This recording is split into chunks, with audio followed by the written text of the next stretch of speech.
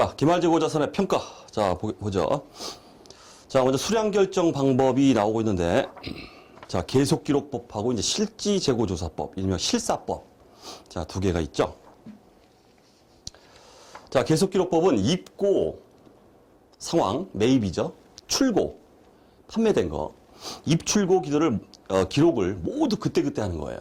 그렇기 때문에 기초 재고에다가 플러스 입고 기록된 단기 매입, 출고 기록된 판매 수량 빼버리면 기말 재고다. 이런 식으로 계산하는 겁니다.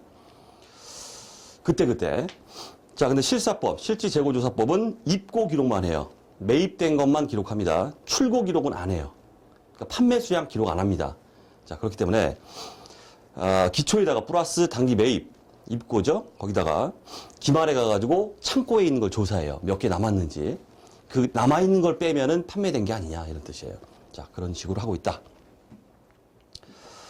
자, 그럼 단가 결정 방법이 나오는데 어쨌든 우리는 원가 배분 자체를 기초 플러스 매입된 게 있죠. 얘는 어떻게 쪼개야 됩니까? 어쨌든 뭐다? 팔린 거와 팔리지 않은 거, 매출 원가와 기말 재고 이런 식으로 이게 배분이 돼야 됩니다. 자, 그렇겠죠. 자, 공통 사례를 가지고 보겠습니다. 자, 기초 1월 1일 시점. 자, 매입된 게 200개. 단가가 5원. 그다음 매입된 거. 매입 3월 4일 300개 6원.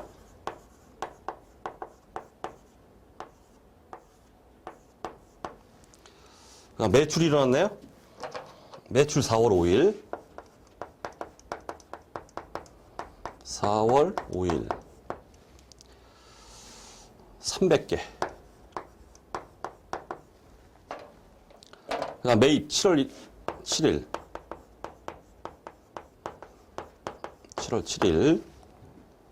500개 8원.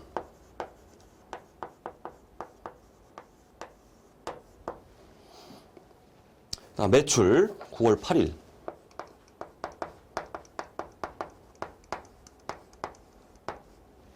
400개.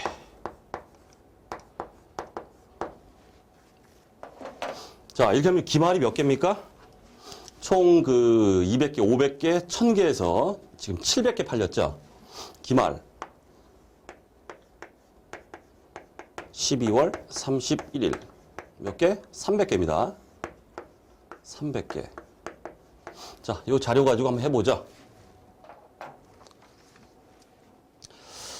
자, 그 다음에 합계 금액이 6,800원 이렇게 돼 있죠? 합계.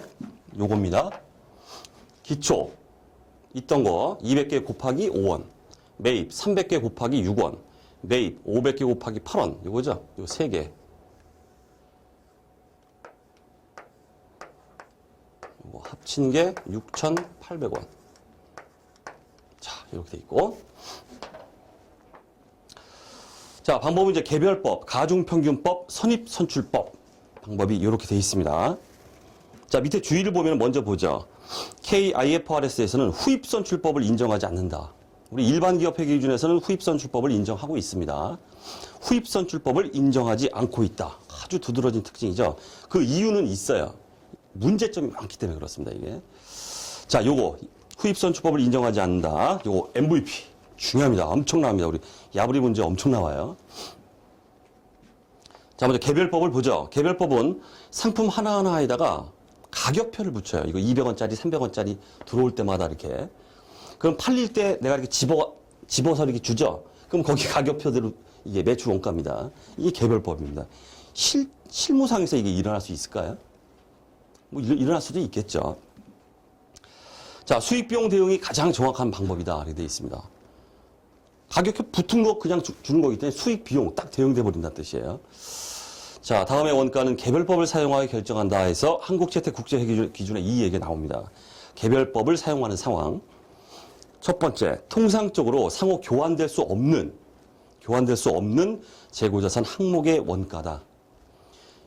자, 예를 들어서 동질적인 제품이 있는데 상호 교환이 가능해요. 동질적이니까 서로 주고받고 할 수 있다는 얘기죠.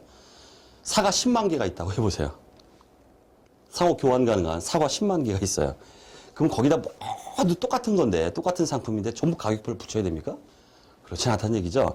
그래서 교환될 수 없는 이런 것들은 우리가 이렇게 붙이지만은 교환 가능한 이런 것들은 붙이지 않는다. 개별법이 적절하지 않다 이런 얘기고.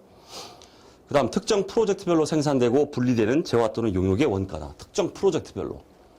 회사 내에서 어떤 특수 기계가 있는데 특수 기계를 주문받아가지고 생산해서 판매를 합니다.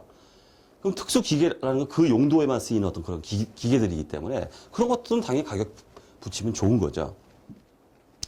자, 눈팅만 해 두시고 그 문구 나올 수 있으니까. 자, 이제 가중평균법하고 선입선출법 실제 계산을 통해서 기초와 매입의 이 원가가 어떻게 매출 원가와 기말 재고로 배분되는지 그거를 가중평균법, 선입선출법으로 보겠습니다. 자, 먼저 가중평균법.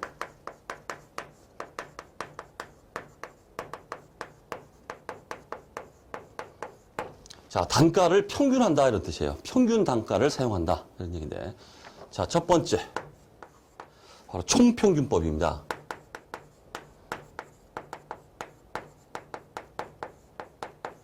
자, 이게 실사법이에요. 자, 아까 실사법은 그 입고 기록만 하고 출고 기록은 안 한다고 했죠. 기말에 가가지고 한꺼번에 기말에 창고에 있는 게 얼마인가 걔를 차감해서 판매가 이만큼이다 이렇게 한다고 했어요. 바로 이 총평균법이 전체 얘죠. 얘입니다. 이거의 평균을 내요. 평균을 내서 그냥 딱딱 때려버립니다. 팔린 거 700개의 평균 단가, 300개의 평균 단가 이렇게 하다 보니까 이게 실사법이다 이런 얘기예요. 자, 먼저 말씀드리면 이동평균법 나오는데 이동평균법은 얘가 팔렸죠. 요때 시점의 평균. 얘가 팔렸죠. 요때 시점의 평균. 계속 그때그때 평균이 이동합니다. 이게. 여기서 마치 계속 기록하는 우리 계속기록법과 같죠. 그래서 이동평균법은 이제 계속기록법 이렇게 말하고. 자, 총평균법부터 해보죠. 자, 매출 원가.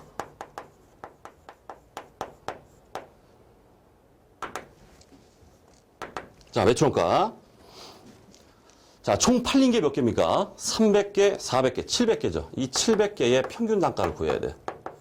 700개 곱하기 평균 단가. 자, 구해보죠.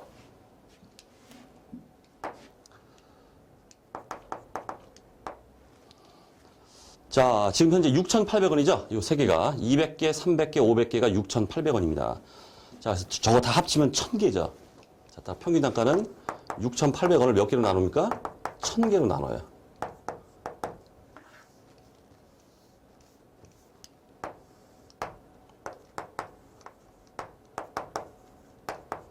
자, 그럼 개당 얼마 나오겠죠? 평균 단가가 6.8원. 나왔죠?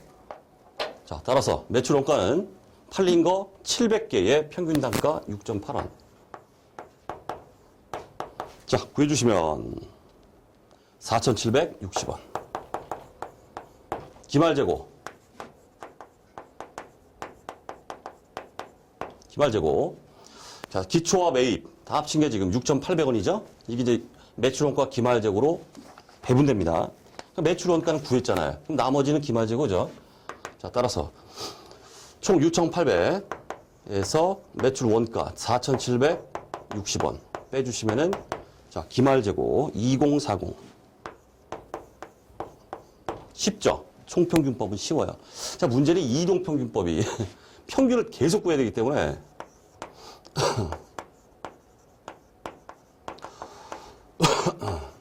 이동평균법. 자, 일명 계속기록법. 자, 요 놈을 보죠, 좀. 자, 첫 번째, 매출 원가.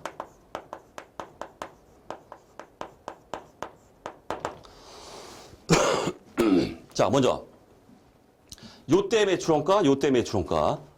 각각 구해야 됩니다. 자, 4월 5일 판매분 300개에 대한 매출 원가예요. 300개. 곱하기 평균입니다. 요 매출될 당시에 요 두 놈의 평균이에요. 두 놈의 평균. 200개의 5.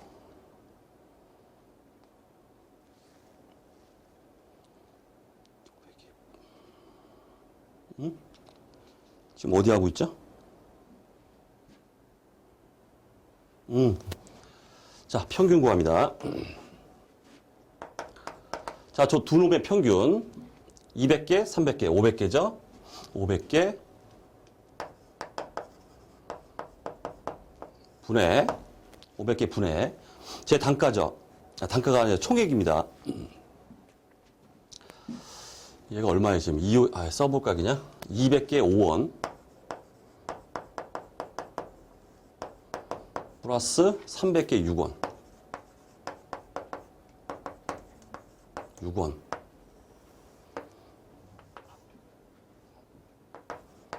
500개 자 이렇게 하면은 5.6원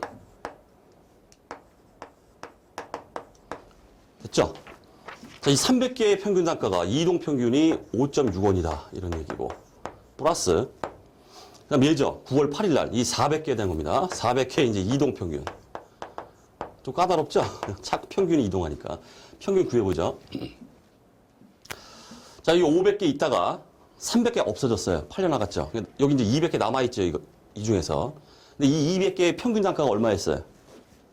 5.6원이었죠. 자, 됐습니다. 그래서 이렇게 하는 거예요. 자, 200개 곱하기 평균 단가 5.6원이었습니다. 플러스 매출 직전에 얘 있습니다. 500개 8원짜리.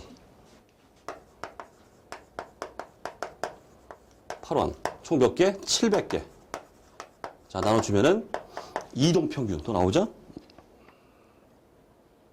700개 7.3원. 7.3. 7.3이구나.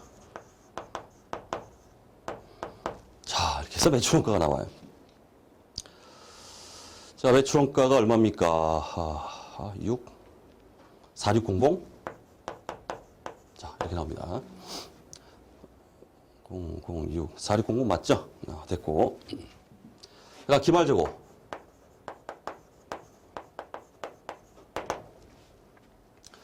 총 6,800. 얘가 매출 원가와 기말로 배분된다 그랬죠? 6800 마이너스 매출 원가 4,600. 자, 해주시면 얼마예요? 2,200. 2,200. 자, 됐습니다. 자, 이제 이게 이제 가중평균법. 총평균, 이동평균. 자, 그렇다는 얘기고. 자, 보시면은. 자, 총평균하고 이동평균 각각 했을 때 금액을 비교하면은 얘는 4760이고 얘는 4600이에요. 얘는 2040이고 2200이죠. 자, 따라서 두 방법에 의한 금액이 달라요. 실사법과 계속기록법이 차이가 납니다. 다르다. 자, 챙겨두시고. 다음, 선입선출법. 자, FIFO라고 하겠습니다. 뭐 해결 원리에서 다 봤죠? First in, first out.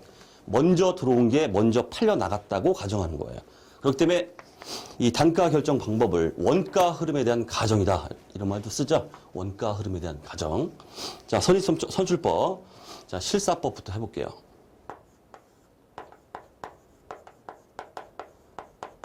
자, 보겠습니다. 자, 매출 원가.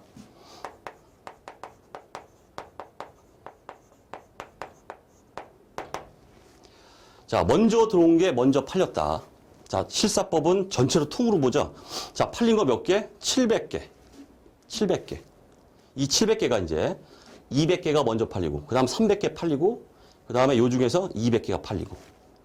먼저 들어온 게 먼저 나갔다고 보는 겁니다. 자, 700개가 얘부터 나갑니다. 200개 5원짜리. 플러스.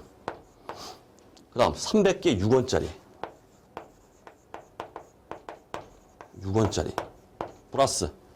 이제 500개 나갔고, 나머지 200개는 여기서 나가겠죠? 200개 8원짜리. 자, 이렇게 해서 매출 원가. 4,400. 그 다음 기말재고.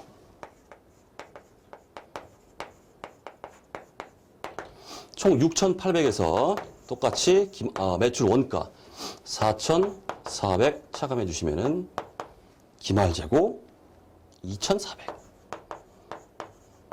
그다음 두 번째. 자, 이번에 계속기록법입니다. 매출 원가. 자, 기말재고.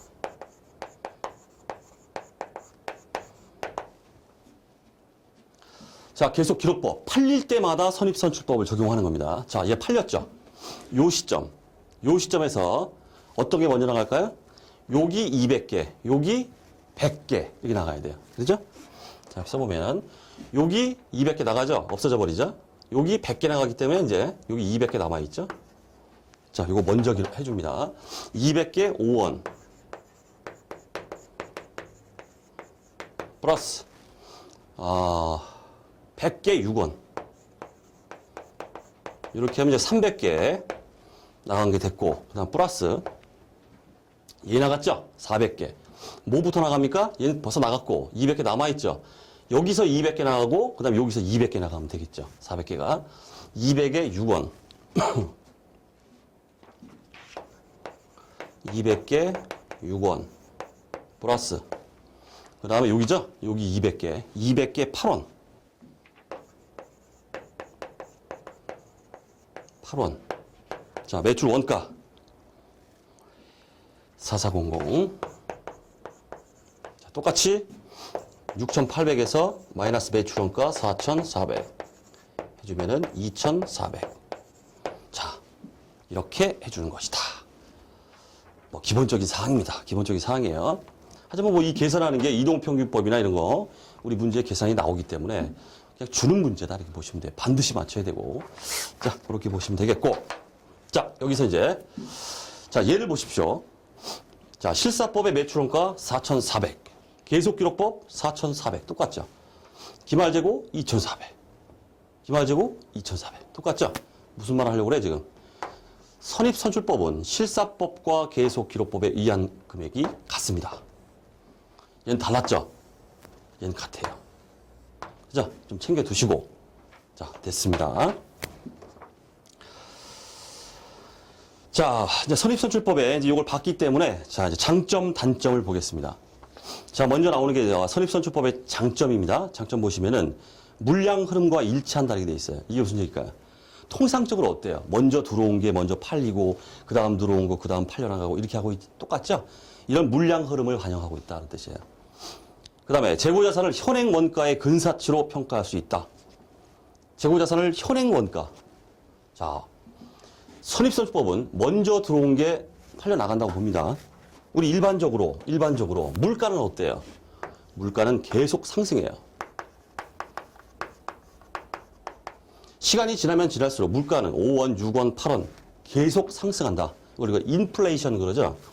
뭐 대부분 인플레이션이잖아요. 가격이 떨어지는 어떤 디플레이션도 있지만은 원칙적으로 물가라는 건 지속적으로 상승합니다. 이런 상황에서 싼 가격이 먼저 팔려나갔다. 싼 게 매출원가입니다. 남아있는 기말은 어때요? 비싼 걸로 구성되어 있어요. 먼저 들어온 싼 게 먼저 팔려나갔다고 보기 때문에 싼 게 매출원가가 되고 비싼 게 기말이 돼버려요.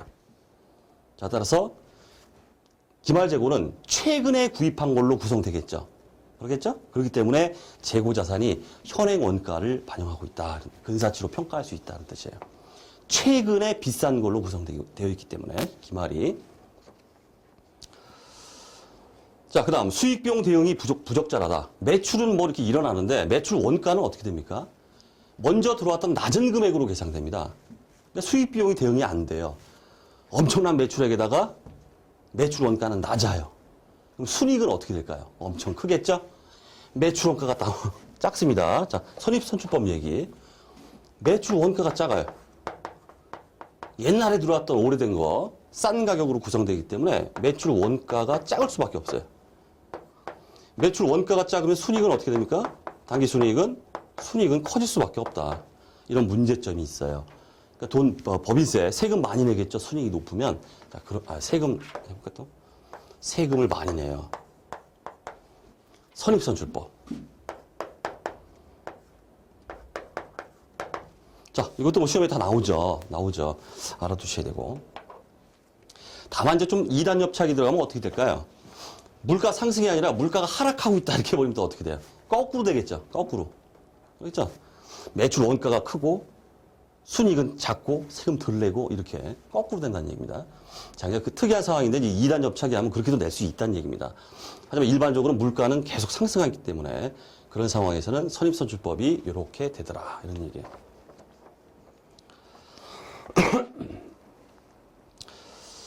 자, 그래서 물가 상승 시에 이익이 크게 표시된다. 오래된 낮은 단가의 그런 것들이 매출 원가로 잡히기 때문에 매출 원가가 작아서 순이익이 높아진다. 이익이 커진다. 이렇게 돼요. 이익이 크다 보니까 일반적으로 배당 압력, 이게 참고입니다. 배당 압력도 엄청 심해요. 선입선출법 이렇게 채택하는 기업들은 이익이 높으니까 배당 많이 해달라고 난리가 납니다. 압력이 들어와요. 자, 그 얘기 됐고, 그 다음, 밑에 보호론 보시면은 단위원가 결정 방법이 적용이다. 살짝만 보시면 당연한 얘기인데, 성격이나 용도 면에서 유사한 재고자산은 동일한 단가 결정 방법을 적용해야 된다.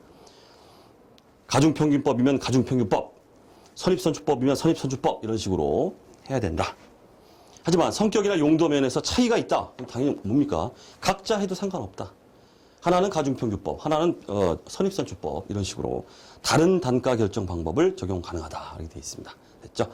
이거 상식적인 얘기이기 때문에 넘어가시고, 자, 그다음 상대적 크기가 어떻게 되는가 이 비교가 나오고 있습니다. 이 전체 MVP예요. 이 계산하는 거는 실제적으로 실무적으로도 이건 초짜가 하는 거예요. 이거 계산은.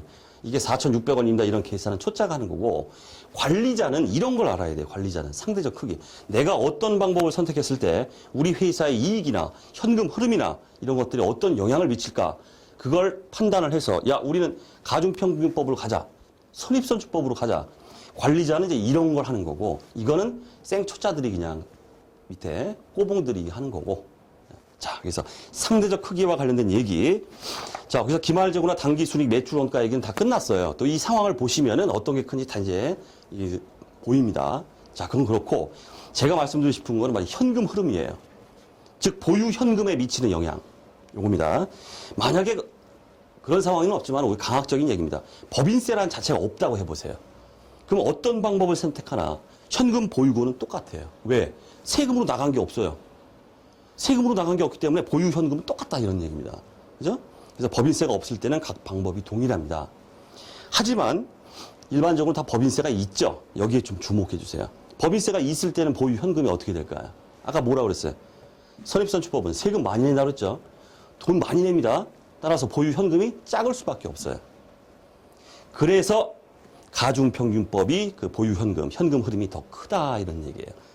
선입선출법은 세금 엄청 내기 때문에 가지고 있는 게 적다 이런 얘기죠. 자, 지금 상대적 크기 요거 말씀드렸듯이 MVP입니다. 우리 이제 야부리 문제에서 이걸 가지고 막 그냥 또 막 2단 접착이 3단 접착해서 하는데 요 표만 딱 알고 계시면은 다 풀려요. 중요한 얘기입니다, 이거. 이건 반드시 필히 숙지가 돼야 되고, 이 계산도 나와요. 나오면은 주는 문제입니다. 무조건 눈썹이 휘날리게 번개처럼 한 1분 만에 그냥 쫙 풀어내셔야 됩니다. 자, 됐습니다. 자, 기말재고자산의 평가 여기까지 하도록 하겠습니다.